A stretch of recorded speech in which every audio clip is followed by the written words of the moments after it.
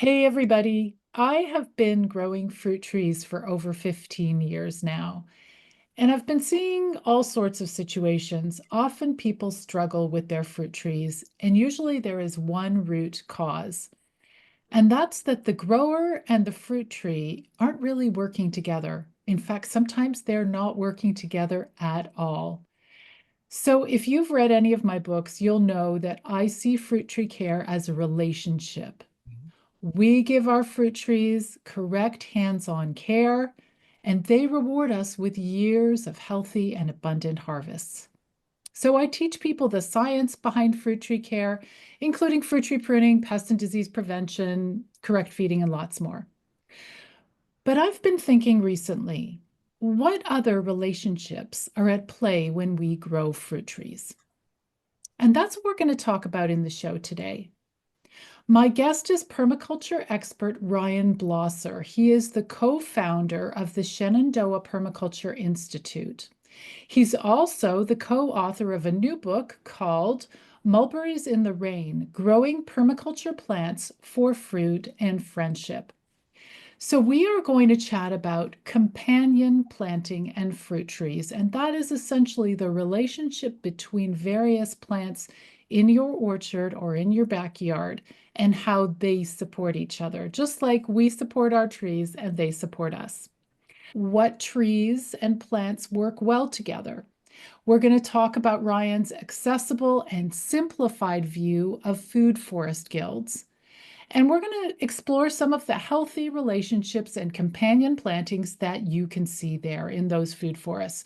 And I'm going to talk to Ryan in just a moment. But first, I would love to hear from you. If you are watching this on YouTube, I would love to know, what are your thoughts about companion planting and fruit trees? Do you have any stories to share or thoughts about that? Please put those in the comments. I would love to see what you say. And if you enjoy this show, I hope you will click on like and subscribe. That would be fantastic. So I look forward to hearing from you. And now, and welcome to the show today. Well, thank you. I'm excited to be here.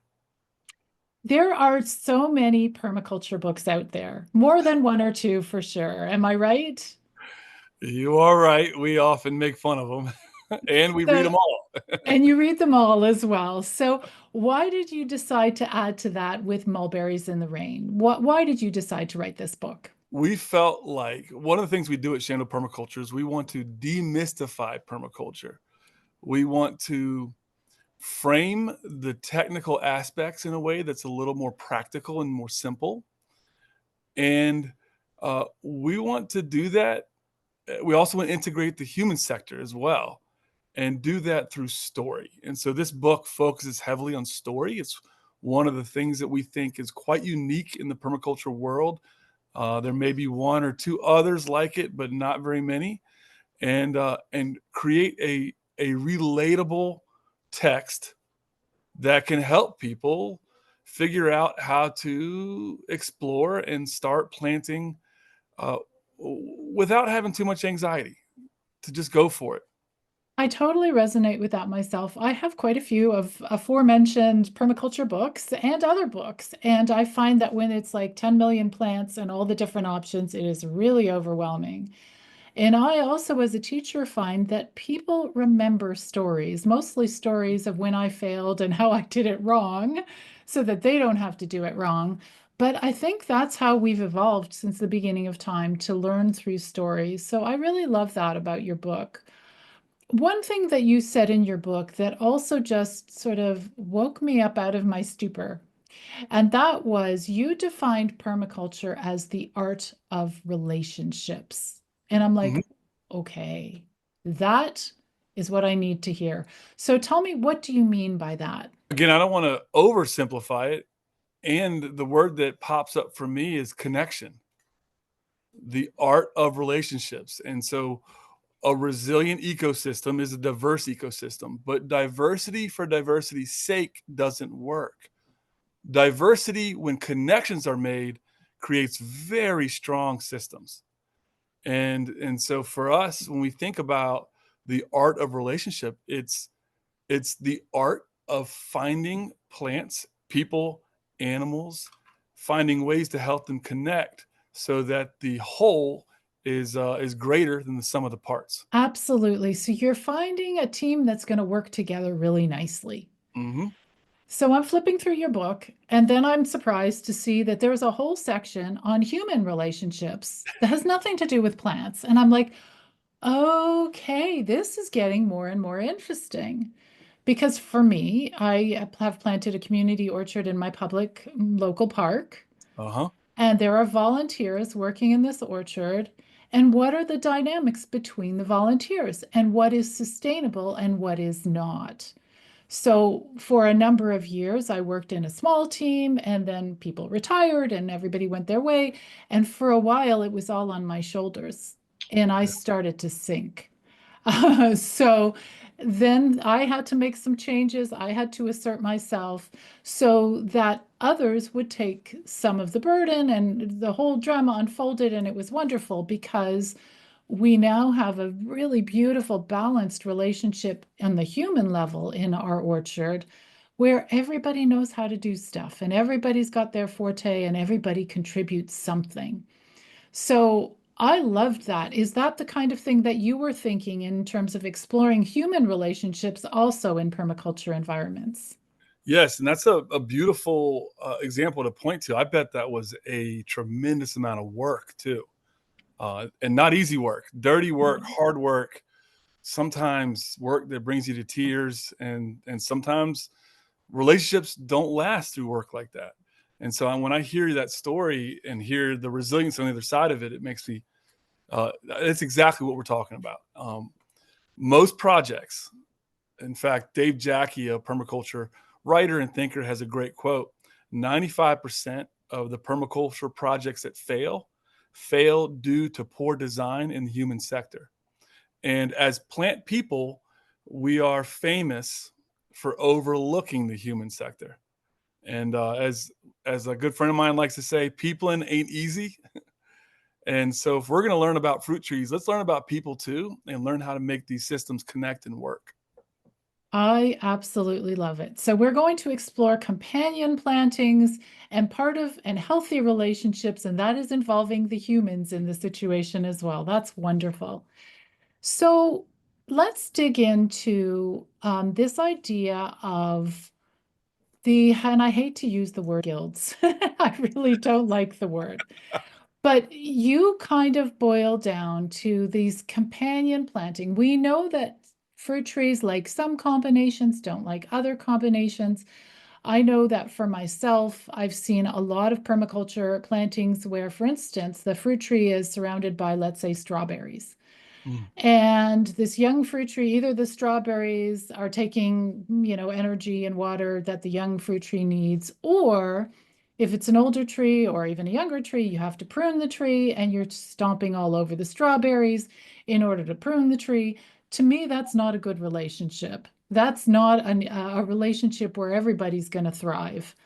The fruit tree doesn't get to get the correct pruning, and the strawberries, they don't get to live because people are going to trample all over them if they care for the tree. So can you describe to me what are these guilds and how does this work? How do you do the right kind of matchmaking here? I would also add the strawberries production declines unless you're moving it and or allowing it to move. So as a multifunctional plant, you're only getting ground cover after the first few years anyway. But just that's a quick aside. How do we figure out the plants that work well together?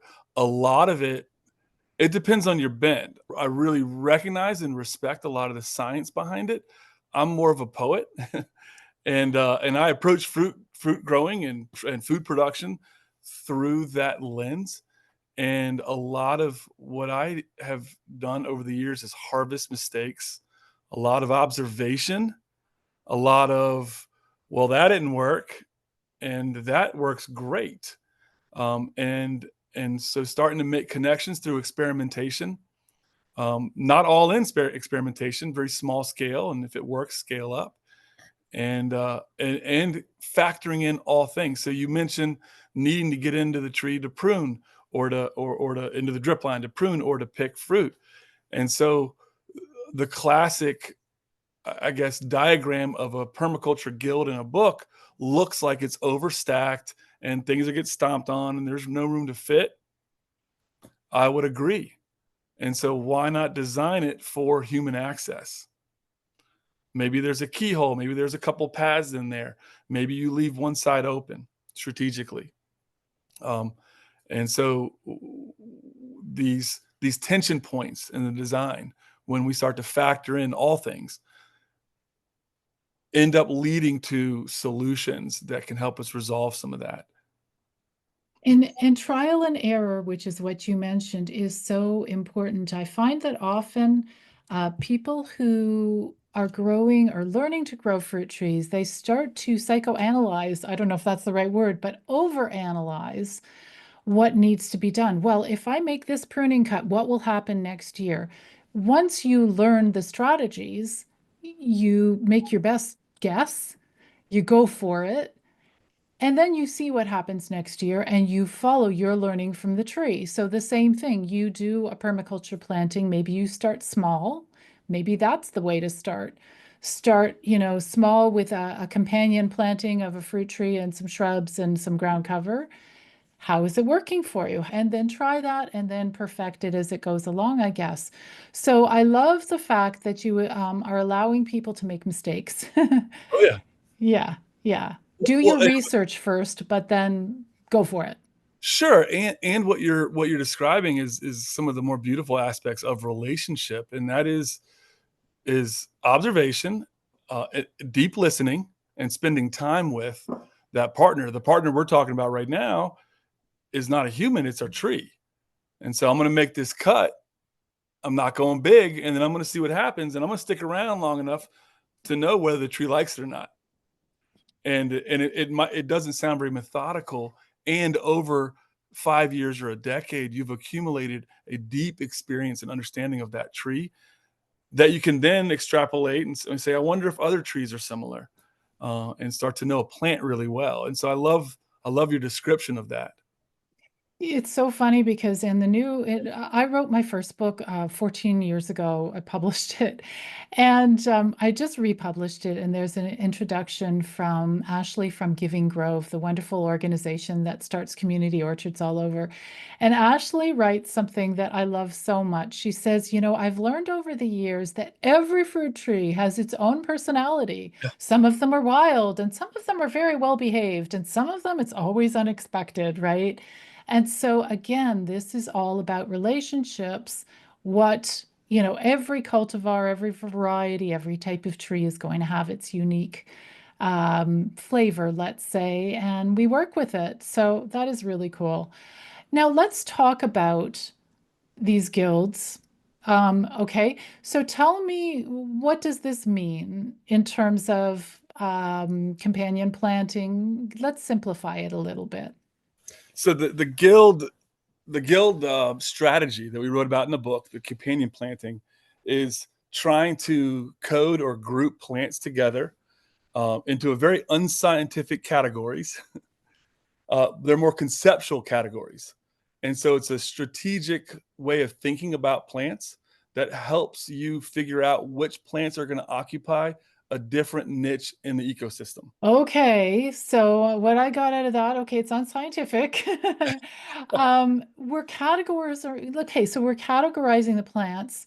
We're basically trying to match make everybody. So let's say if it was a human group, you would maybe put the introverts together and the extroverts together and say, put in at this party, make sure there's one extrovert to start the conversation, an introvert who will listen, and somebody else who will do whatever. I don't know. Let's go in and let's explain what are a few of those categories and how could they possibly work together? Yeah, or you can like pair up skills and skill sets. And so the idea is that you want a plant that's comfortable with a different function than another plant. Sometimes plants have multiple types of functions, but in our guild system that we describe in the book, we have an anchor plant, which is often the fruit tree. It could be a nut tree. It could be a tree you're going to harvest wood from for furniture years later. Um, it, and that's one. Another one we have is a barrier plant. It's a great strategy. These are the plants that we want to plant to prevent encroaching grass or competing species that are gonna hurt our fruit trees that we planted.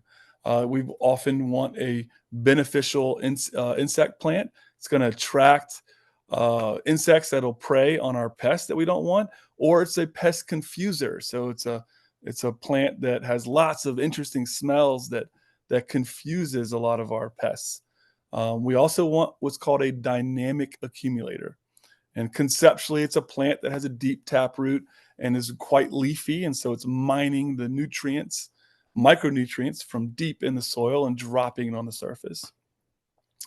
And then, was that 4?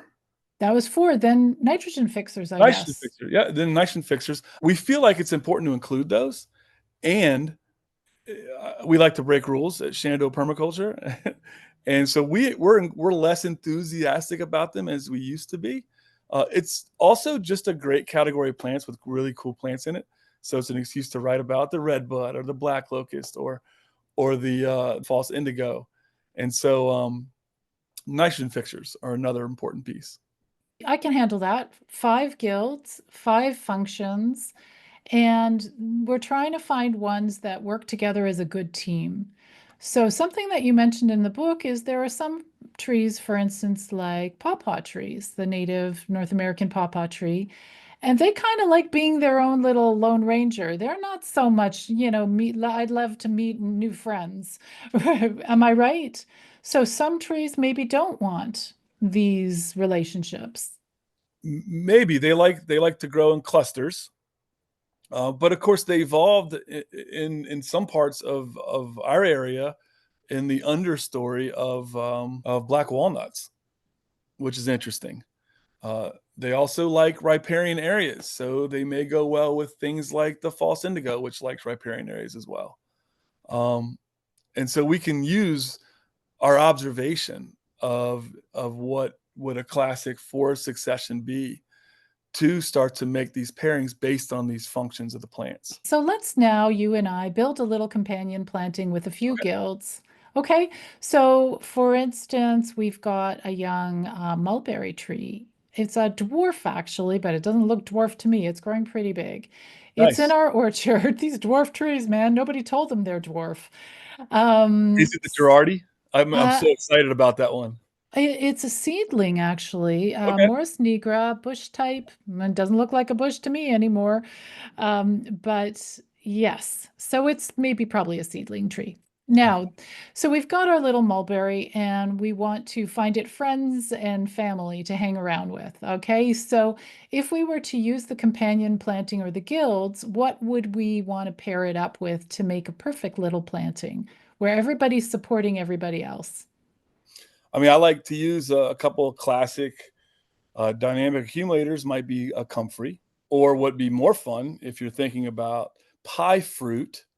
And this is a plant that can be in either a barrier category or a uh, dynamic accumulator category, would be the rhubarb. Okay, so what's the benefit that my little mulberry tree is going to get from having a neighboring comfrey or rhubarb or both, one of each? The comfrey is going to mine those deep micronutrients and drop them onto the soil early in the fruit tree's life.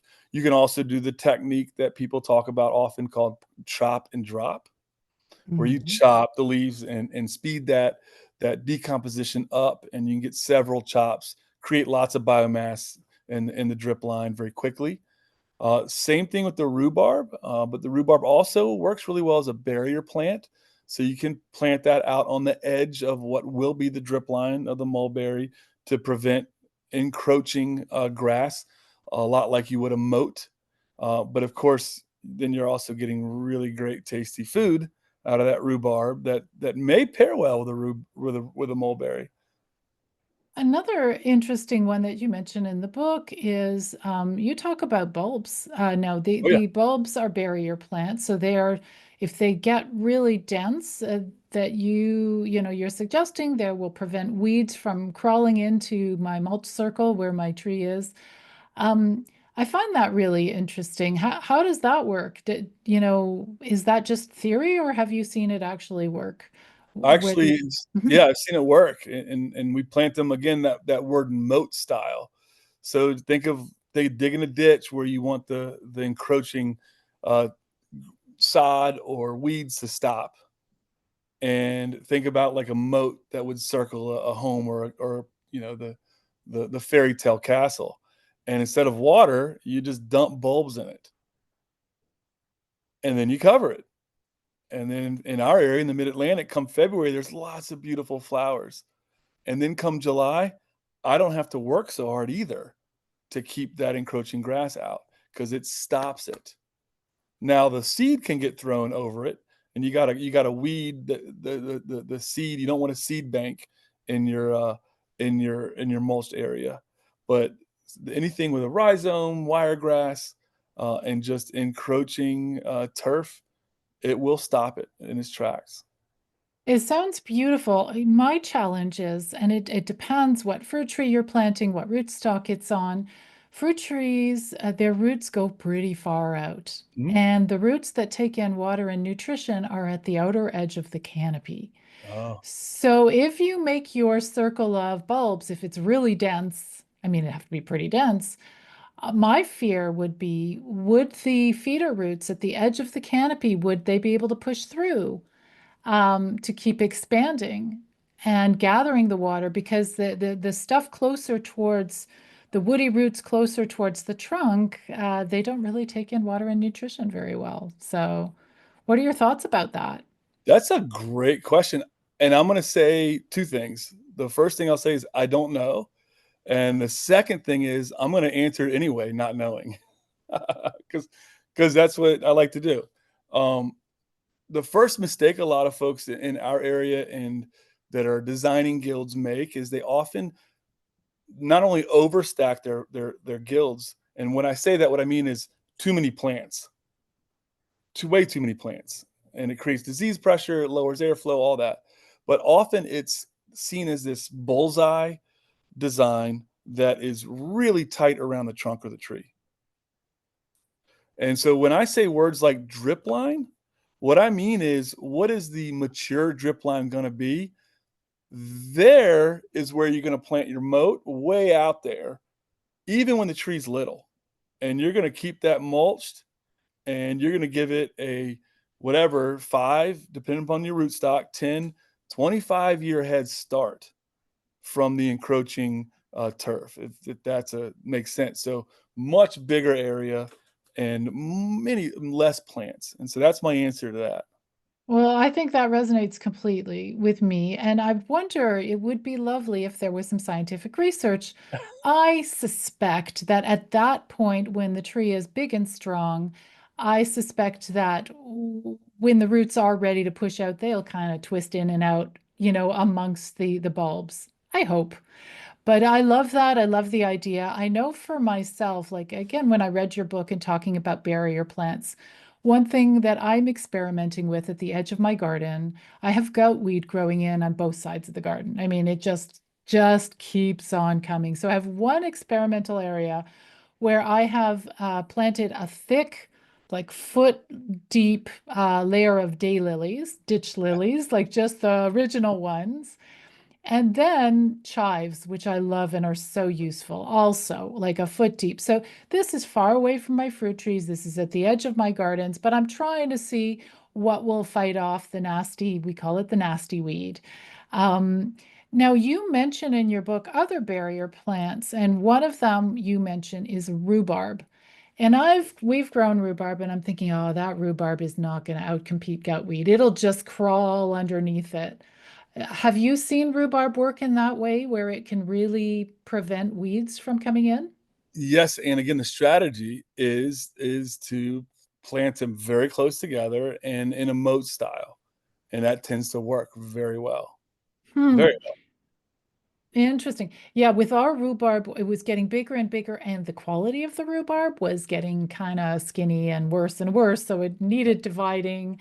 But yeah, you have to find that lovely little point where it's got enough room to be productive And yeah, maybe we shouldn't have dug that one out and put it in the compost. It would have been a good experiment. But yes, so that's barrier plants. Anchor plants we've talked about. One of the anchor plants that you talk about in the book, I was very curious. Why did you include willows as an anchor plant? Oh, we love them. And again, the classic bullseye design of a guild is not something I'm into. Um, I've fallen in love with willow trees in our system because of the functionality of the fiber uh, to use as. I also work on a education farm that serves youth, and so to work to use as molded or braided structures. So we're making a willow dome and a willow outdoor classroom out of willow. Also, willow arches are quite beautiful, striking, built, almost built, but also grown little habitats in the landscape. And it's something that is new to us. It's also really easy to propagate in our area. And so it's something, it holds soil really well, especially with river banks and in riparian areas.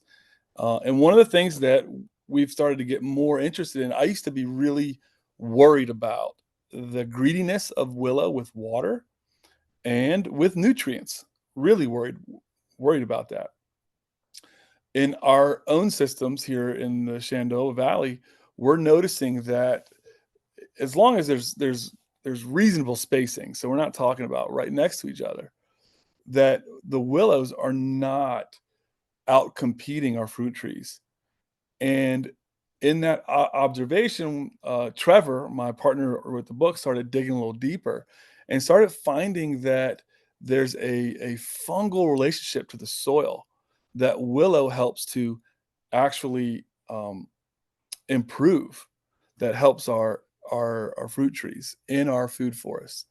And I'm looking forward to learning more about that. We just started scratching the surface of that, but what we know from observable fact in our area here in the Mid Atlantic, that Mid Atlantic of the U.S. is that willow's not out competing fruit trees, which is fun. Well, that's super fun. In a previous episode of this radio show and podcast, I interviewed an expert from Bartlett Tree. He's a researcher, and he researched willow mulch. Oh Okay. yeah. As it turns out, willow mulch made from the young branches of the willow tree, so chopped up young branches, is perhaps the best mulch for fruit trees Oh because it actually, and this has been scientifically proven, that it boosts the tree's ability to fight off disease. Just like the willow tree produces, I guess some parts of it make aspirin or things that we yeah. humans use. He did a bunch of studies. So that I should share in the notes of this episode, that episode where we talk about willow mulch because it has been proven that this is really useful. And yet, saying that in our park, we have limited space. And I'm thinking, we don't have room for a willow tree. Is there such a thing as a willow shrub that we can Yes. just keep cutting those branches down? Is there? Basket willow. There's so many. There are hundreds of varieties of willow. Basket willow is beautiful. Pussy willow is a beautiful willow. There's variegated basket willow as well. There's a flame willow that has got this orangish yellow. I'm getting excited right now. I'm sorry. Bark in the wintertime. There's the osier dogwood. I don't know if it's actually in the willow category. It's willow-esque the way it behaves, but it's got a red, a very striking red bark in the wintertime. I'll blend the willow up, the young willow twigs up, and use it as a rooting hormone for our cuttings. It's just a great plant. And can you cut it right to the ground, these willow shrubs? Just like say, okay, it's the end of the year, grab all those twigs, cut it right to the ground. Will it come back again and again, or Oh yeah, you have to be selective? I coppice all mine constantly. The cutting, Emily, my partner at Shenandoah Permaculture, she's got a whole nursery business around coppicing and selling the cuttings. As long as you keep them dormant in the fridge in a walk-in, they can be just jammed into the ground with a shovel, Wow. like or like hammered in, and they're going to root. They're so strong. The rooting hormone is so strong. Um, it's an amazing plant. So coppicing is cutting your shrub, for instance, right to within an inch or two of the soil. Yep. Just cutting it right down. Yep. I'm experimenting with weaving living fences out of the willow. I got a lot of corkscrew willow that I love because it's got this wonderful Tim Burton style effect on the landscape, which is really fun to look at. The aesthetics are things I'm starting to appreciate now that I got plenty of food in my system. And corkscrew willow is quite beautiful and again easy to propagate. And yeah, I would encourage exploring some willow, especially the basket willows and the variegated basket willows for some of the park projects that you got going. And when you talk about a living fence, that's not coppicing. That's actually taking the branches that are alive and then weaving them into something else. So you're there. You don't chop it down or turn it into a basket. You're actually starting off with something beautiful. It sounds wonderful. It sounds like the potential is incredible. With regards to favorite beneficial attractors, for years it took me a while, but then I finally figured out that for any orchard or fruit trees to be successful, you need a wide variety of beneficial insects. And over the years, we've got a beautiful big pollinator garden in our park, and we've focused more and more on native flowering, plants and perennials. I've got to say the benefits are evident. And I think there's a lot of scientific proof about having, these kind of companion plantings. Because, for instance, there was one year where there was a nasty aphid invasion all in my city, all around my city. All the cherry trees looked like heck. They looked terrible. And Yeah. our cherry tree did for a while too. And I thought, oh my God, what am I going to do? What am I going to do? Do I need to spray? What do I do? Came back a couple of days later. I saw ladybugs in all stages of development eating away those aphids.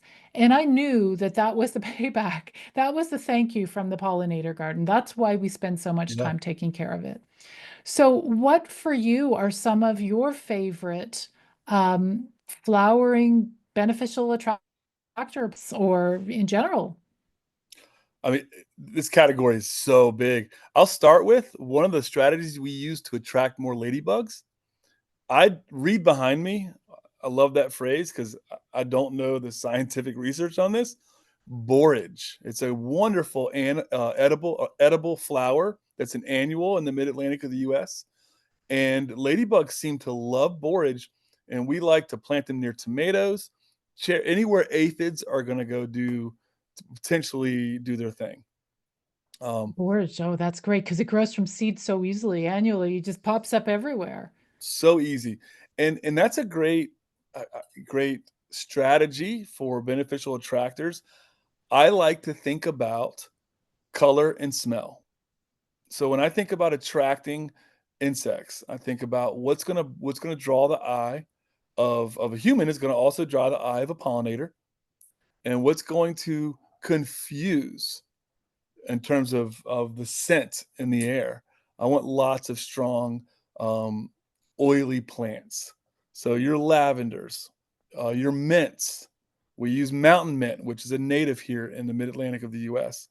Um, bronze Mm. fennel, and so we like to think about patterns in plants rather than go through a list of exactly I could probably name 100 specific varieties, but in terms of the patterns, we're looking for color, we're looking for smell, we're looking for interesting, unique flowering, like the umbels that you find in dill or fennel, or a wild carrot, the Queen Anne's lace.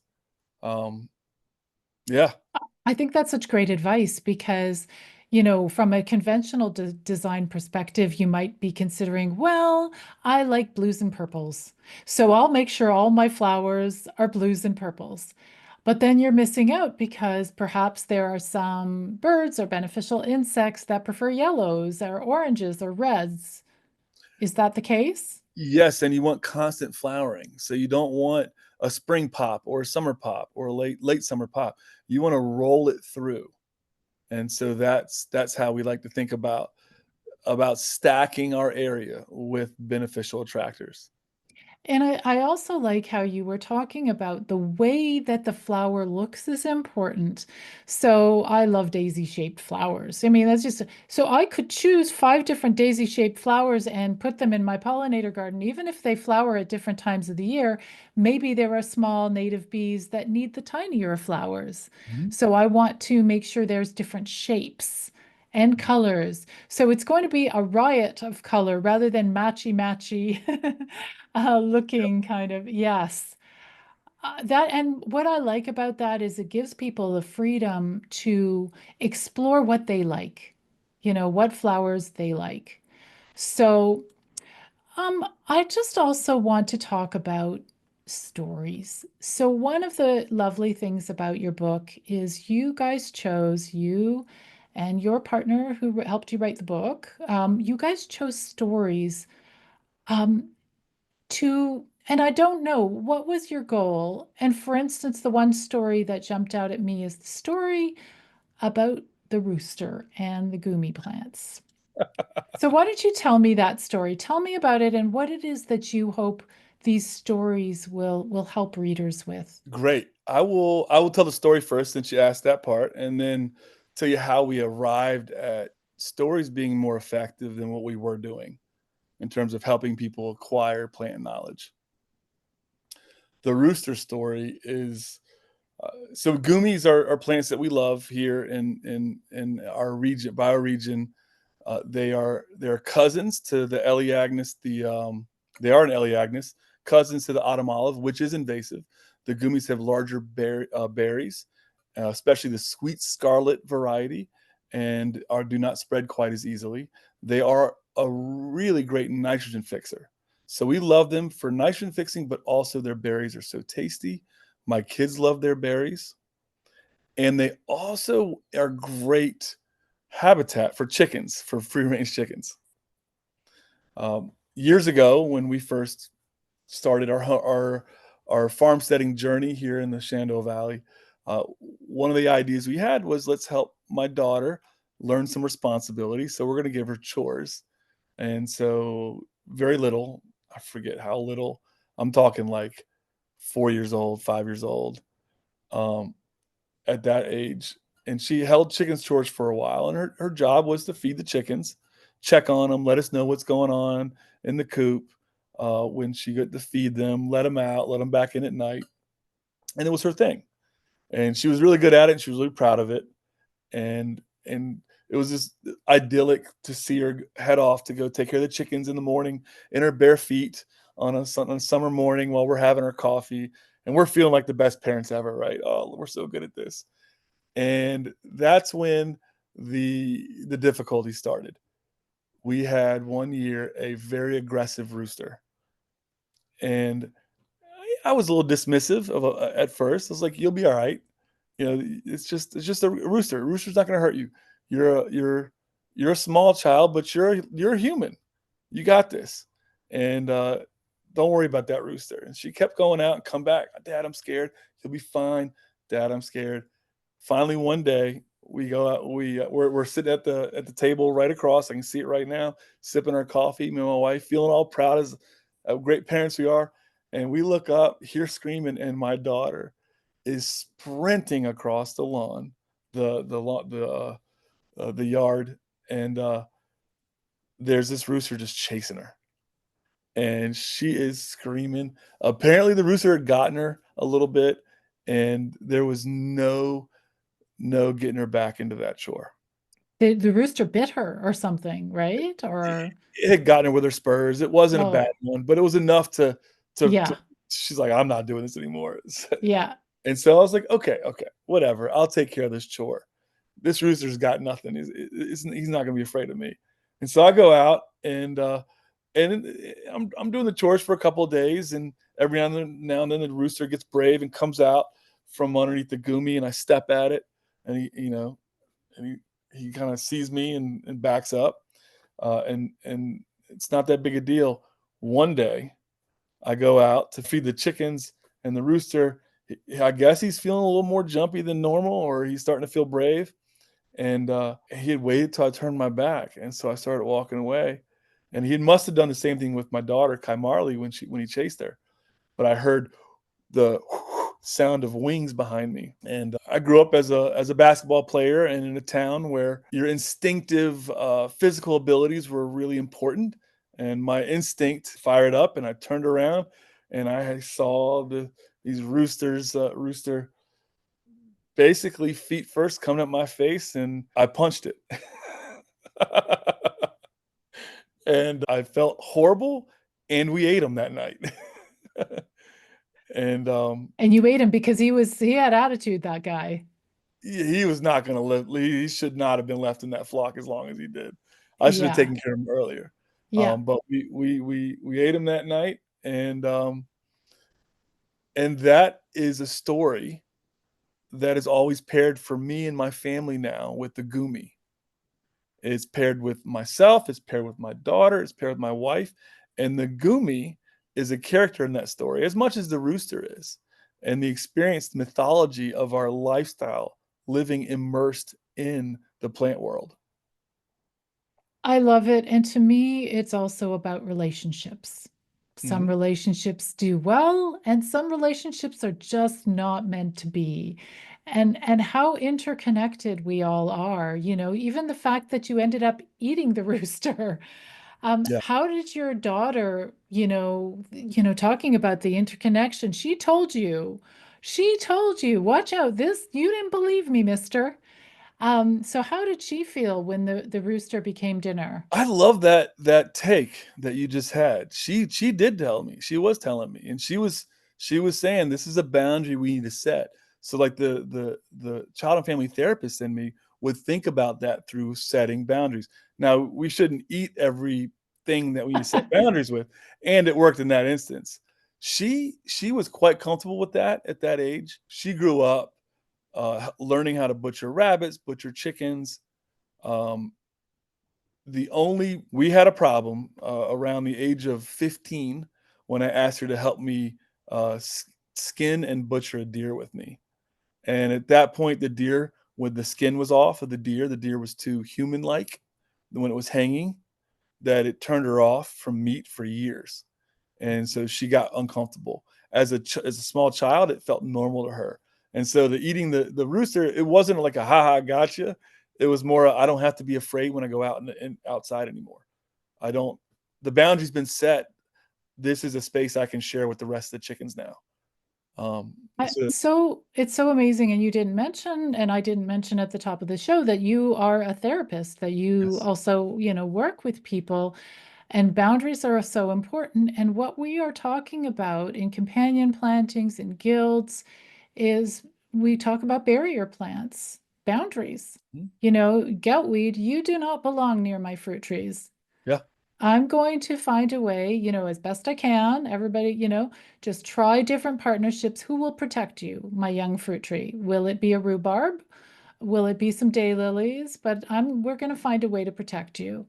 So it just seems so common sense. Like when Mhm. I first got into growing fruit trees, I literally am embarrassed to say this, that, I just thought you just plant the tree and you just leave it and it does its thing and you get a harvest. I really thought it was the easiest thing in the world. Of course it's easy. I don't know why, nobody ever said to me, how is it that, why is like are Honeycrisp apples so expensive if all you have to do is just plant a bunch of apple trees and then just sell them to people? Like, I didn't think about that. But I just love that permaculture, the take on permaculture, that it is around relationships. Mhm. Um, and the other story that I remember very clearly from your book is about the relationship between deer. And if you could tell that story as well, because it really, the related fruit does play a role. The It's persimmon. not just us eating this food. So tell me the story about the deer and the persimmons. Um, yeah, persimmon. It's a it's a fruit at the time I had not really. I definitely hadn't indulged in. I didn't appreciate. I've come a long way and now adore the fruit because I learned how to eat it and learned when to eat it, more importantly, um, and learned how easy it is to grow.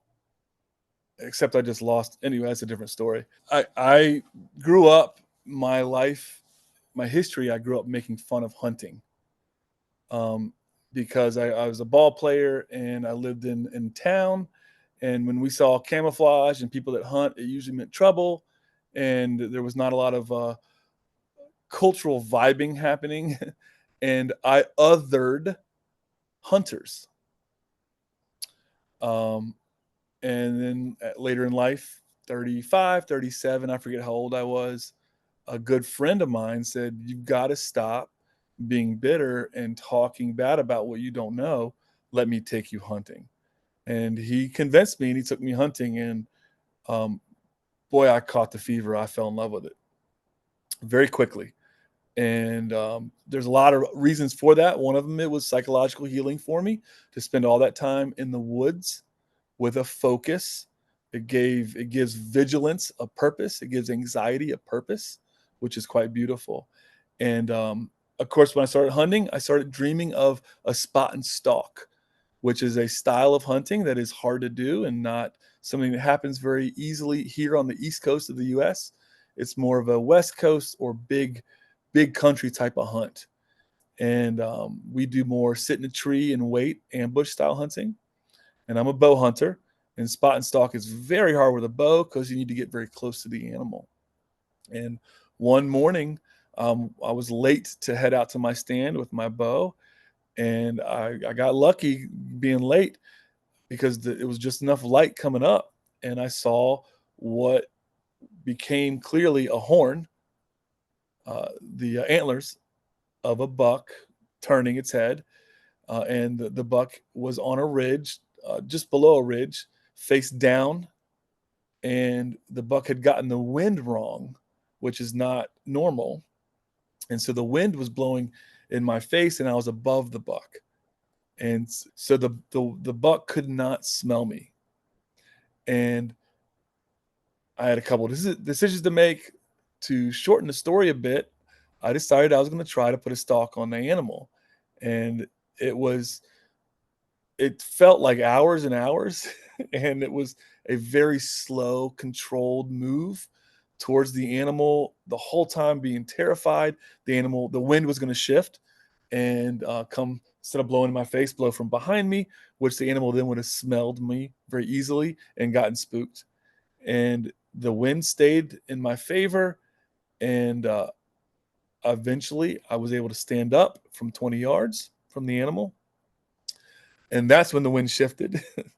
And when the wind shifted, the animal stood up very quickly and looked in my direction because he smelled me. And I had already had the arrow drawn. I let go and I sat down immediately because I didn't want the animal to run far and be spooked. It was a good shot. And I can have right now telling the story, I have a very, very connected and real memory of weeping and all the emotions that come from death, but also that kind of focused mindfulness, which is hard for me to do. Um, and I sat there and I watched the buck die. And I don't know how long it took. It felt again like hours. This was it could have been much shorter, but I lost track of time because of the mindfulness, quite frankly. And after enough time had passed, I remember shaking, my hands shaking. I approached the animal, and when I gutted the buck, sweet, sticky persimmons just spilled out. And it got me really curious about this animal. I made sure to grab a few from the forest floor on my way, dragging the animal back into my truck. And then that night, we dined on that animal, on the venison and persimmons. And to me, it's a really quite beautiful pairing. Since then, I know that almost blackened, rotten persimmon from the forest floor is the sweetest that could be, and that's really the longest you can possibly wait is when you should eat it. Any other time is just too cloying. And there are also some varieties that I grow now. Nikita's Gift is my favorite variety that does really well here. Um, Yeah, yeah, that's my persimmon story. It's a really touching story because for those of us who eat meat, we are so far from the process. Yeah, And I love how First Nations communities, after they do hunt an animal and kill it, they honor it with a prayer and with gratitude. And again, we're talking about relationships. yeah. Relationships, there's so many people who, this is not a problem we have in our urban environment, but who say, oh my gosh, the deer, they're eating the branches on my fruit trees. And I get it. That would be very frustrating. Hey, that's what I know is fruit trees, and that would be heartbreaking. But yes, we cohabit and we share this beautiful planet with animals. And for us, it's like raccoons that we worry about. But I just love the circle of life there, that this clearly this deer was enjoying the persimmons, and then later, hopefully, the persimmons you were eating were not the ones that spilled out of his gut. Or No, they were not. good, thank you. That was good. That would have been a little bit weird. But yeah, so it seems like it's all about relationships. I'm going to end the show in just a little bit, but before we do, I want to do some quick questions about different uh, companion plants that I've always wondered about Oh, and wondered what your approach was. So, for instance, you mentioned earlier strawberries. And mhm. as I said, I've always had struggled with interplanting strawberries anywhere near fruit trees. It just never seems to work. So tell me, what is your approach in using strawberries as a companion plant or just growing them in general? I I value as a market farmer, so there's tension points in how I approach different collections of plants. And one of the tension points for me with strawberries is a market farmer. I value and prize the fruit too much. And so I grow the strawberries for production, not for ground cover, and not for certainly not for both. And I like my strawberries in a block, and I leave them for I plant them in October in the Mid-Atlantic. I leave them until the following season when they fruit, and then I rip them out and I put them somewhere else. Mm. You don't divide them, you just move them. I end up dividing, uh, for sure, and taking the Hmm. runners because the runners are gonna be more productive the following year, and I like to Hmm. move them. Similar strategy with raspberries, raspberry canes, you gotta move those every couple years as well. Um, this is if Problem you with, wanna go ahead, sorry. this is if you wanna optimize fruit production. I think that there is nothing wrong with an established tree planting a ground cover of not a baby tree, not a youngin that's really struggling, an established tree that is doing its thing already. Um, a ground cover of strawberries.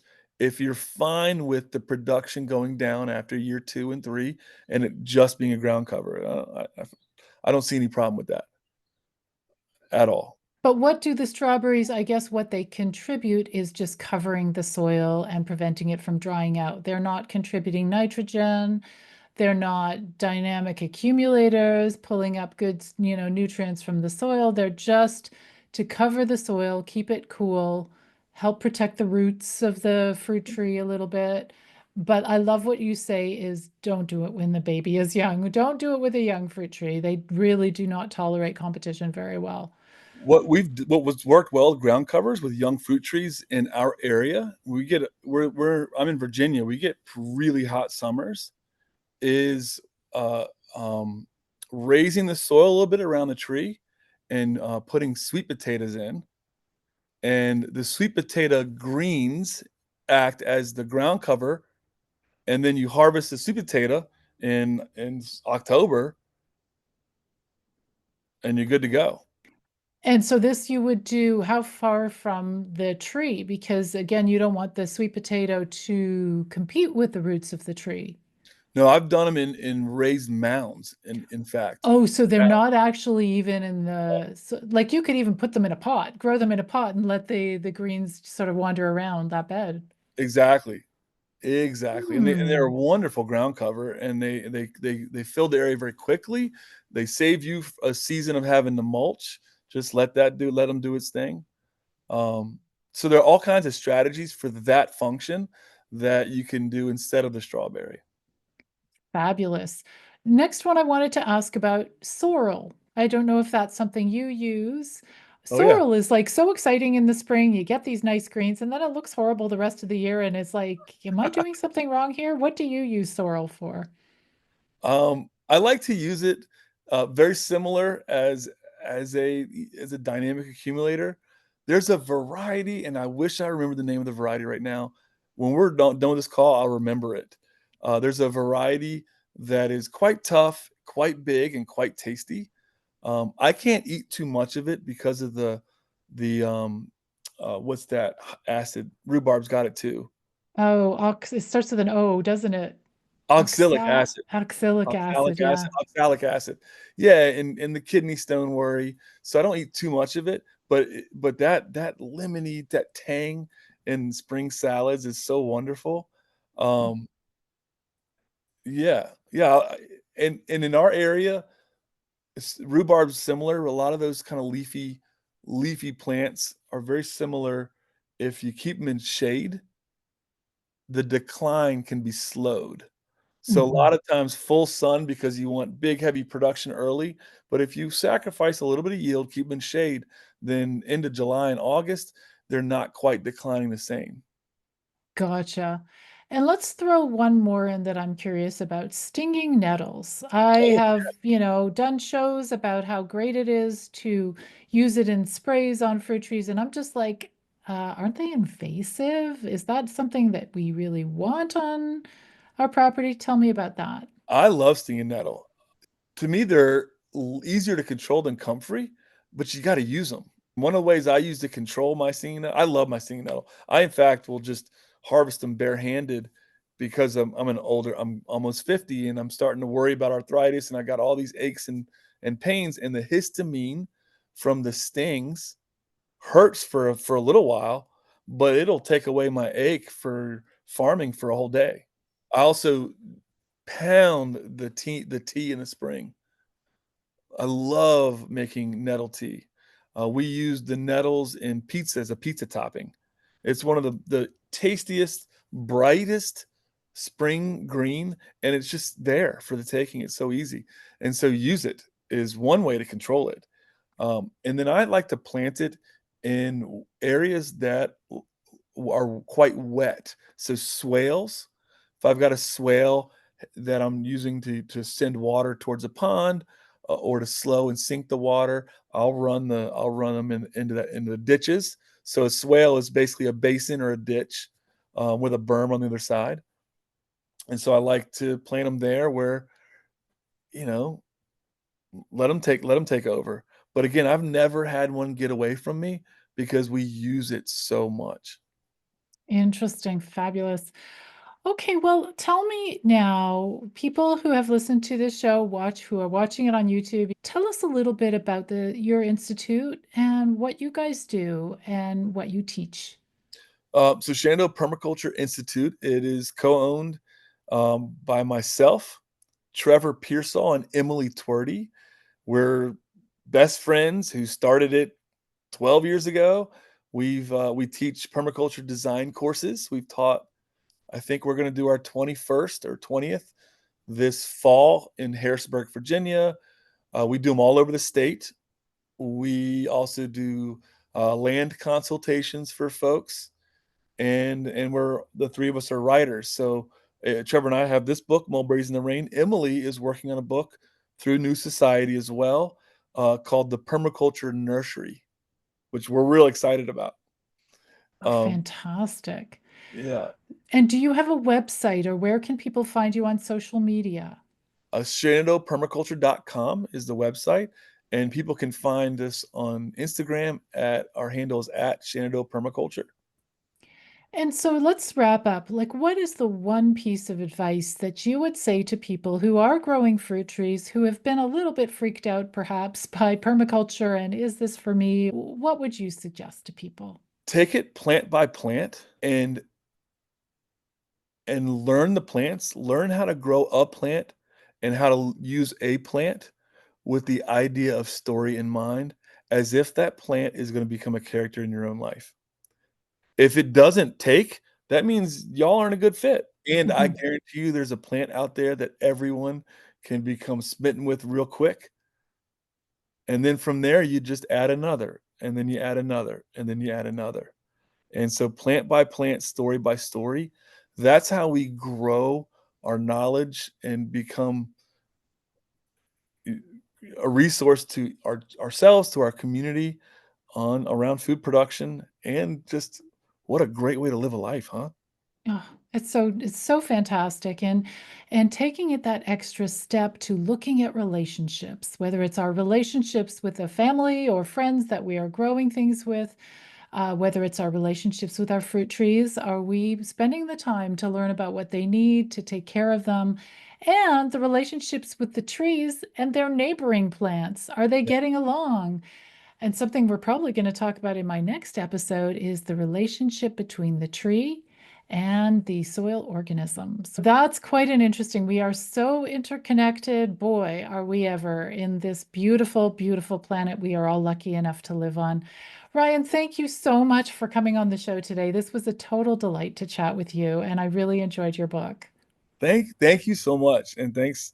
I mean, I love talking about this stuff. I know you do too. Well, I'm so glad you came on the show today.